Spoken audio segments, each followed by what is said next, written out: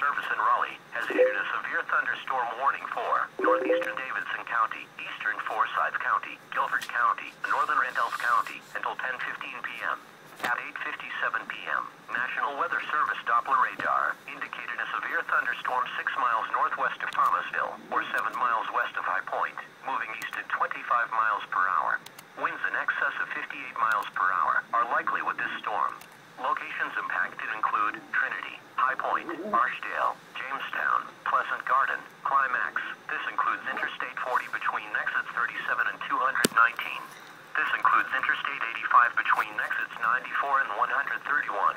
Straight line winds can blow down trees, power lines, and damage mobile homes and other buildings.